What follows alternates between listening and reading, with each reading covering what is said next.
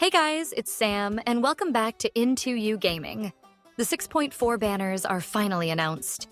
And honestly, this version is very tricky for new players because some of these characters look strong at first, but they actually require heavy investment, while one of them is surprisingly the safest pull. So, if you're confused about who you should pull and who you should skip, don't worry. By the end of this video, you'll know exactly which banner is worth your Primo Gems. In the first half of the version, we have Varka, the new Anemo DPS Claymore character, and Flins, an Electro polearm user. Then in the second half, we have both Cryo characters, Skirk and Esafier. Skirk is a DPS unit, and Esafier is her dedicated support. And along with them, we also have a Chronicle banner featuring Mondstadt characters.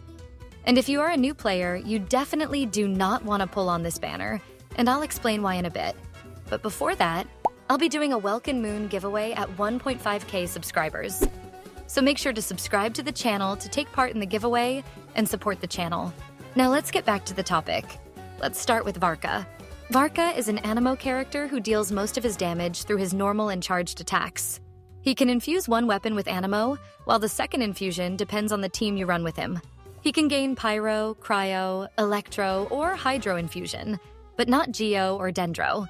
However, here's the catch. To maximize his damage, you must run two characters of the same element, like 2 Pyro or 2 Hydro, along with another Anemo character. This means his damage depends heavily on his team's elements rather than pure Anemo damage, which is very different from characters like Xiao or Wanderer. And it doesn't stop there. Varka also needs Hex and Zirkel members in his team to reach his full potential. These include Venti and Durin as 5 stars, and Razor, Sucrose, and Fischl as 4 stars, with Alice and Nicole expected in the future. For new players, realistically, you will probably only have Sucrose or Fischl. His signature weapon also gives massive critical damage and extra buffs when Hex and Zirkel members are present, making the weapon almost necessary for his best performance. Because of all these conditions, experts currently say he is not a meta character and sits slightly below expectations in the beta. So should new players pull him? Honestly, no. If you want strong damage without heavy investment, he is not a good choice. He needs specific teammates, and without them, a huge portion of his potential is wasted. Only consider him if you already have Durin or strong Hex and Zirkel units. And if you do decide to pull him, going for his weapon refinement 1 is more valuable than his first constellation. Now let's move to Flins. Flins is a lunar Electro character, and unlike Varka, he is much more flexible. Yes, his dedicated support in Efa boosts his damage significantly, and Columbina is also highly recommended for him. But here's the good part. Even without them, he can still work well. He can run with Fischl, Furina, and Anemo, and he remains very friendly for free-to-play players because he doesn't require heavy investment to perform decently. So should you pull Flins? If you don't have strong Electro DPS characters like Varisa or Clorinda, then yes, he is definitely worth pulling. Another big reason is future content. You will need at least 2 Nord Cry characters for endgame requirements, which makes him a very safe long-term investment. And Columbina will also get a rerun after the Nod Cry characters reruns, so you can pull her later for Flynn's team to improve damage and overall synergy. So overall, he is easily one of the best choices in this version for new players. Now let's talk about Phase 2, Skirk and Esafier. Skirk is a Cryo DPS sword user whose entire playstyle revolves around the freeze reaction. And this is very important. She only reaches her full potential when your team consists strictly of Cryo and Hydro characters.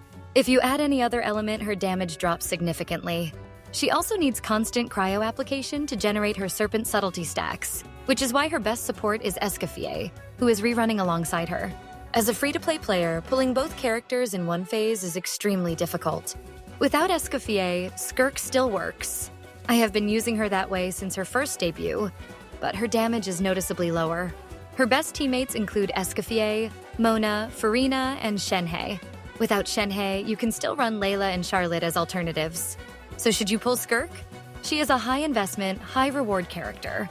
If you can build a proper freeze team, she is currently the strongest Cryo DPS unit. But if you lack Cryo and Hydro characters, then she is not recommended because she becomes very restrictive and loses much of her strength.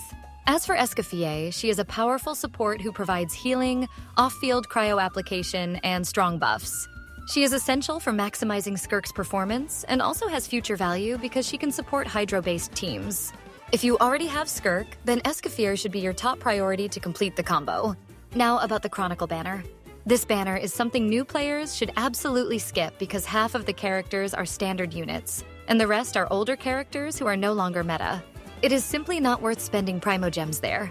So overall, if we compare all banners, Flynn's is clearly the safest and most beginner-friendly option. Even without his dedicated supports, he remains usable, while characters like Varka and Skirk require much more investment in specific teams. But at the end of the day, always remember this. If you truly like a character and enjoy their playstyle, then pull for them. Meta changes all the time, but fun is permanent.